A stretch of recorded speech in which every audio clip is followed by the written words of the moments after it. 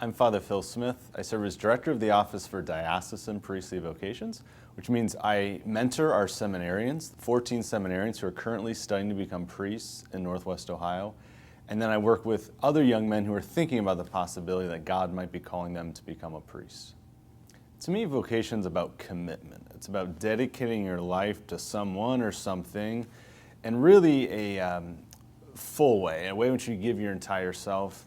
So in marriage, you're giving yourself entirely to a spouse. In priesthood, we're giving ourselves entirely to God's people, to bring the sacraments to them, to teach them, to mentor them, to lead them closer to God. I joke that I knew what I wanted to do when I was in second grade. That's when I knew what I wanted to do with the rest of my life, was second grade. And that was to become the quarterback for the Cleveland Browns. But honestly, the first time I thought about priesthood, when I was probably in fourth or fifth grade. It was one idea amongst many other things. And the idea was still there when I went to high school. In high school, I had dreams about doing a lot of different things, a lot of different careers as I visited colleges. And the idea of priesthood never went away. I actually remember a priest setting me down and telling me you should think about going to seminary when I was a senior in high school. I said, no thanks. Didn't go to seminary, went to college. And when I was in college, there was something inside of me that just didn't sit right. I was really enjoying what I was studying. I had friends. My future looked bright, but there was something missing. I felt like there was something more I was supposed to be doing. And I eventually realized that maybe it's this priesthood thing, this idea that's not gone away for a lot of years. I think I imagined God's voice to me, God's call would be like something dramatic, voices from the sky or something. And I realized that it was this gentle tug on my heart to consider this my entire life. It was a consistent call, and it was actually, in the end, a really clear call. At the time, though, I just thought, well, maybe I don't want to do this. I'll have to give up getting married, which is part of my dreams. I want to have a family. So that was probably the biggest challenge for me, was to say, am I able to give this up? Am I willing to give this up? And so I had to wrestle with that a lot. I went to a priest once, and I was kind of in crisis, trying to figure out what I'm supposed to do with my life.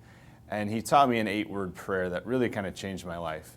It was very simple. Lord, help me to want what you want. And so I'd pray that over and over again. Lord, help me to want what you want. And the more I prayed that, the more I realized that I need to consider priesthood, that God knows better than I do how to make me happy and how I can find happiness in life. And so I decided I need to give his plan a try. And so I eventually went to seminary. And there I experienced peace. I experienced peace in my heart that this is where I was really supposed to be. I still went back and forth, deciding, do I want to do this or not? Can I give up the things you need to give up to become a priest? But it was from that time of praying, Lord, help me to want what you want, I realized I have peace doing this. And that's what kind of confirmed it for me that, yeah, this is what I'm supposed to do. This is what my call is. It was that interior peace. I had several priests who encouraged me along the way when I was trying to figure out whether I was supposed to become a priest or not.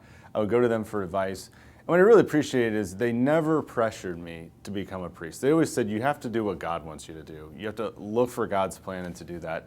But being able to talk to them about the sacrifices they made to become a priest was really helpful, to help them or help me understand that you can actually find joy in this life. Because I was worried I'd be miserable as a priest. Because I was giving up my plans. I was giving up my plans for a wife and a future and all of this. And so to hear them tell me, no, like I found meaning in my life as a priest. This is a very beautiful way to live your life if you're called to it. That really helped me a lot. Every vocation is a call to serve other people. So I think for high school students, to practice serving other people today is really important. Because whatever God's vocation he's calling them to is one of service. So whether it's a married person, a single person, a religious sister, a priest, it's a call to serve other people. So the more we can become unselfish and wake up every day saying, how can I help other people? That's how we're going to figure out a vocation. That's really what our vocation is right now, is to wake up every day and say, how can I help other people? And so if we do that through high school and then after high school, we're going to figure out the big picture and what God's big call is for us in the end. Cool. My name is Brenda Paul. I am currently the 3rd and 4th grade social studies teacher, and I teach 5th and 6th grade religion as well. Well, my vocation is the best one, single, because I don't just have kids of my own. I have hundreds of kids. Over 38 years of teaching, I have hundreds. I'm like old Mother Hubbard, but I'm not that old. And I consider a vocation a calling. I never wanted to be a teacher. In fact, my family discouraged me strongly from being a teacher. It was a vet or a lawyer. And no, God had other plans, and I'm glad he did. I got a phone call from a nun 2 years after I graduated and still from college, BGSU, and still couldn't find a job. And I'm like, no, I don't think I'm going to teach in a Catholic school. I'm not Catholic. Where's Walbridge? You know, the whole thing. Showed up for the interview, and my parents were like, you are taking that job. You need a job. Get out of the house. And kind of went kicking and screaming, and then found out that it's not just about being happy for the moment. It really is joy. It's joy in my heart. I love it. I live it.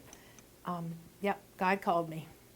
Ever since I was 4 years old, I wanted to be a sister.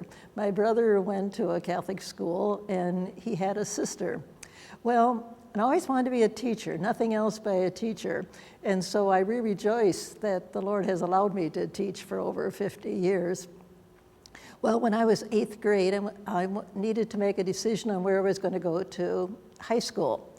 And I signed up to be an aspirant. That's a high school girl who is thinking about being a sister with the Tiffin Franciscans.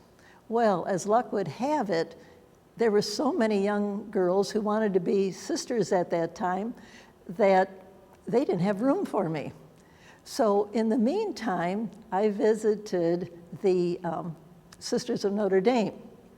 And this was July 5th after my 8th grade, and they did have room for me. So I signed up to be an aspirant with the Sisters of Notre Dame. Well, God knew he wanted me there because the day after I signed up, I got word from the Tiffin Franciscans that they did have room for me. So they said, we are so lucky that God got you where you wanted to be. Well, I really didn't have a choice about being a Sister of Notre Dame because my mother, on her wedding day, offered to the Blessed Virgin, if you give me any daughters, I will give them back to you. And so it had to be Mother Mary, Notre Dame. Vocation is a call from God, definitely. Quite different from a career. So my vocation is to be a Sister of Notre Dame. My career is to be a teacher. And fortunately, both of them have been synonymous because I've always wanted to be a teacher and always wanted to be a sister. And so the Notre Dame was the right mix for both of those. And so there, and I'm sure in your other ones you are learning that there is the married vocation and the single vocation in clergy. Maybe you're wondering, how do you become a sister? What are the steps? Well, first there's a time of discernment in which you would speak with one of our sisters, and then you become a postulant, which means that you're asking. Then you become a novice, and that's for about a couple years, in which you really learn how to become a sister. And when you're a novice, you're just called sister. And then you make temporary vows of poverty, chastity, and obedience for a certain number of years, maybe 5 years. And then the wonderful day comes when you make your final profession and you say, I offer poverty, chastity, and obedience for my whole life.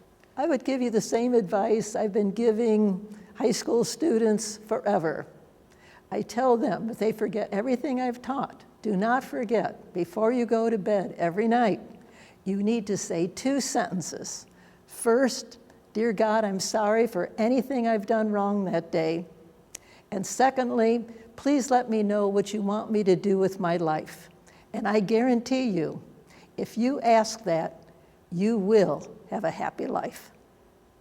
My name is Claire Smith. I teach English and theology in the high school and to the 8th graders.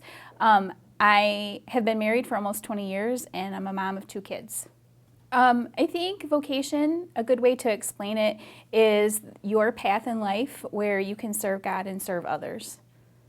Well, when I was in high school, I didn't necessarily think that I would be married. I had lots of great examples of married people in my life, but I just didn't think that that was the path for me. I wasn't really sure what the path for me was.